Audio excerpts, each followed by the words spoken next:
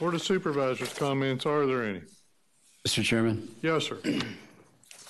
I'm sorry that Mr. Graber is not here in person because I do mention him at one point. And I wanted to start out by mentioning that at the last couple of Frederick County Public Safety Committee meetings that Vice Chair Wells, Finance Chair McCann Slaughter, and I sit on, we have received expressions of thanks from Fire Chief Myshak and Sheriff Milholland for our steadfastness and patience in seeing the difficult process of identifying a vendor for a new and much needed public safety radio system through to fruition.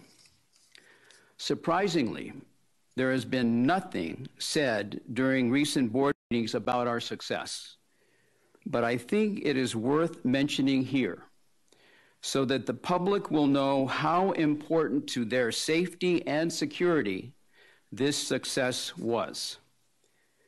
Certainly, all are in agreement that Frederick County students will be much safer once the construction of the new system is completed. And this safety will certainly extend to our educators and school support staff. But this new system will also make a significant difference to the effectiveness and safety of our fire and rescue personnel and our deputy sheriffs.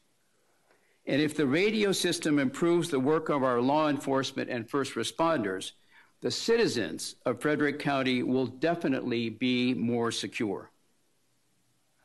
I have heard anecdotal information about how the current dysfunctional radio system has put Frederick County deputy sheriffs and firefighters in jeopardy of losing their lives because of their inability to communicate with others in emergency situations using the current antiquated system. While the situation is ending well, there were times that this new member of the Board of Supervisors was very concerned about what was happening as the board deliberated about this matter.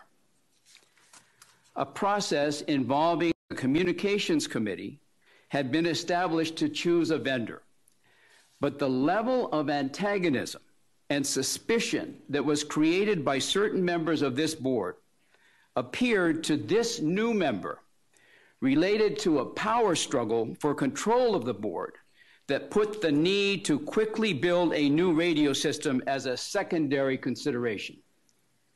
For instance, early on at the second or third meeting I participated in, a note I passed to the chairman indicating that I was ready to vote on a pending matter became the subject of a Freedom of Information Act action? How suspicious is that? And then more recently, Supervisor Graber was caught on video at the May 12th meeting mouthing the words, "Sue them," to representatives of one of the unsuccessful applicants, who then proceeded to file a lawsuit that delayed the awarding of the contract and the building of the radio system. While these and other antics were done by Mr. Graber, Supervisors Dunn and McCarthy are culpable as Mr. Graber's enablers and have been complicit in the poisonous atmosphere of this board that, in my view, did not have to exist. I point to the deliberations the board recently had concerning the evaluations of candidates who have applied to become our next county administrator, which were collaborative and respectful. This is how the public radio system deliberations could have gone if considerations involving controlling of the Board of Supervisors had not been involved. Mr.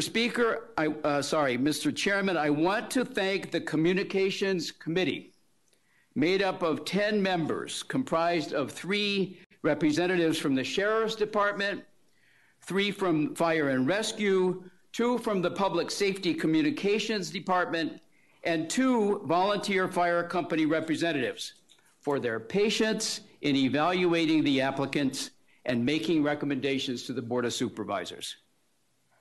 Mr. Chairman, I appreciate the steadfastness steadfastness of yourself, Supervisors Wells and McCann Slaughter, because we can finally say that our students and our citizens generally will soon be safer than they are right now.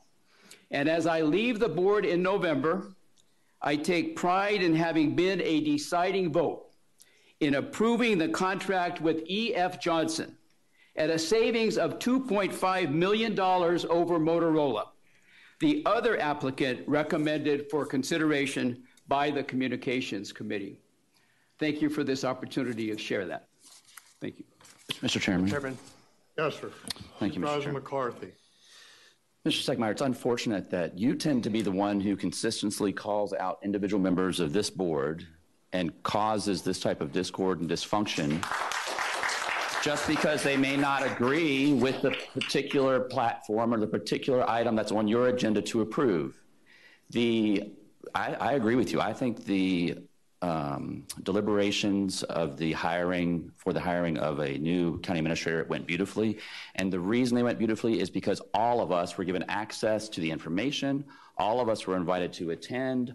All of us had the same information and were able to make decisions based on that same information. That's how government's supposed to work. What you're referencing absolutely is not the way government is supposed to work, where supervisors are intentionally kept out of discussions, supervisors are intentionally kept in the dark as to what's going on. I appreciate the applause, but let me speak. To the point where this body unanimously voted to fire the consultant who was running that program. Obviously, there was something done wrong. We replaced that consultant, and we're moving forward with faith that the new consultant will run this thing right. So for you to continuously, unprovoked, come into this body and continue to sow discord while at the same time pretending that you're a peacemaker is just appalling to me, sir. Mr. Chairman. Supervisor Dunn. I wasn't planning on making any comments on this. Mr. Stegmaier, there's some things I really like about you. I'm being serious. You've been married for 50+ years, and that's commendable. You've taken care of a family member under adverse circumstances. I truly think that's commendable. And as a person, I think you really try to reach out and help people. The comments you made just now, right now, are wrong. We have a policy difference. And since last year of October, I've laid out that policy difference. I've laid out that policy difference to every person here on the board in writing, saying, here's my thoughts, here's my concerns. I've laid that out in detail. You've had the chance to look at it and read it. In the early part of this January, February, I made a proposal that we get rid of the current consultant for reasons that I stated. And I also felt that having 3 or 4 of the people, of the vendors, compete would benefit everybody. At the lawsuit that you mentioned, the lawyer representing Frederick County said that only one, not 2, not 3, only one person met the criteria. If you use that criteria, Motorola should not have even been under discussion. Your comment about a savings of $2.5 million was simply the difference between the Motorola price and the E.F. Johnson price. What you failed to mention was the fact that a third vendor may have been able to cut that price significantly more. And we didn't have the opportunity for that because we never had the opportunity to have that discussion. I'd asked for a closed-door meeting. The vote was 4-3 to not have a closed-door meeting. We could have gone into those depths. You cast that deciding vote. There's a courtesy, a common courtesy, on saying, I'll hear what you have to say. If any one of you wanted to go and have a closed-door meeting, I would support it. I'd hear what you have to say. Your comment to me earlier that because I voted no, and you publicly said it, which I did not appreciate, was that I had no respect for fire and police is just wrong. It's a policy difference. And I'm not going to belabor this comment, but we had a policy fight and a policy difference. And I disagree with it, but it is what it is. We are all glad that fire and rescue and the police are going to get a better radio system. We're all glad for that. We were just discussing on the execution of that, the price of that, how well it could affect certain parts of the area. That was the area. So I just disagree with you, Mr. Stegmaier, and I think that you ought to just consider this a policy difference. It's not a people difference, and it should be left at that. Thank you, Mr. Chairman. Thank you, sir. We're going to move on. Mr. Chairman? Yes, Mr. sir. Chairman? Go ahead. Supervisor Gray. Thank you, Mr. Chairman. I would like to address the comments that have just been made as well. I'd like to just simply say ditto to Supervisor McCarthy and Supervisor Dunn.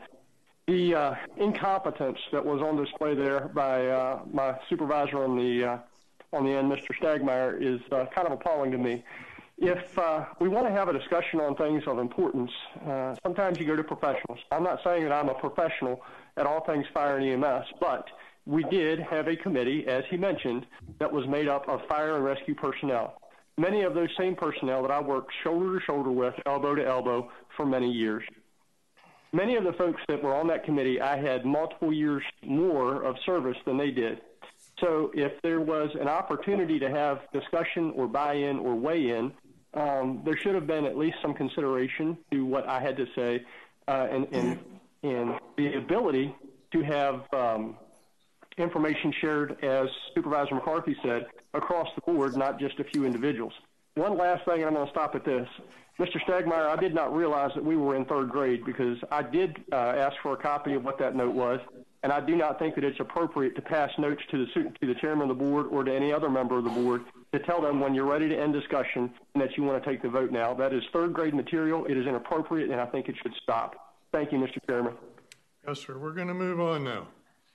One of the other things that's kind of bothered me and a couple other people was, some of the grandstanding up here on the diocese. There was a change in vendors, and we understand that for the fire and emergency radio. But, Mr. Stegmaier, as my supervisor, I just got to wonder, with some of the comments made, are you going to have the same transparency on the school board as you have here with your fellow colleagues?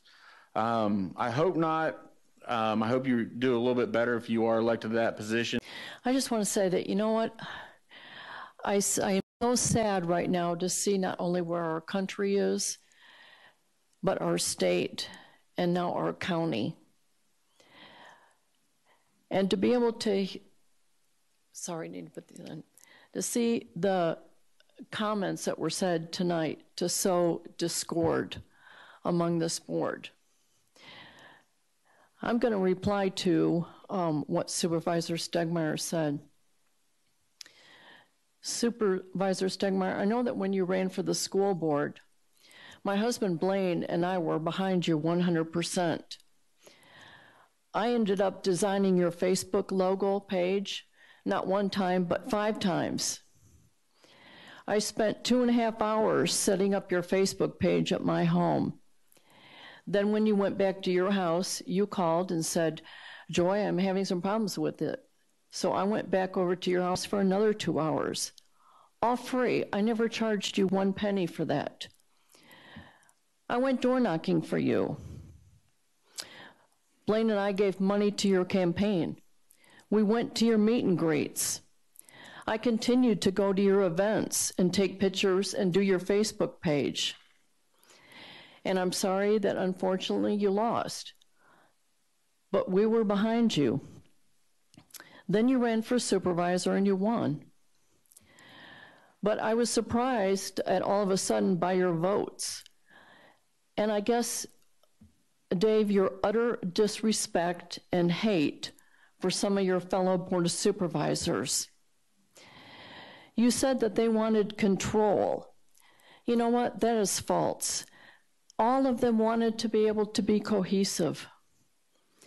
But you have continued to attack Mr. Dunn, Mr. MacArthur, and Mr. Graber, not only on Facebook, but in public. And so I don't understand why you continue to do this. You claim in many things, as far as in your church work, to be able to be a Christian. But yet, I feel like you are not showing love, but you are showing hate.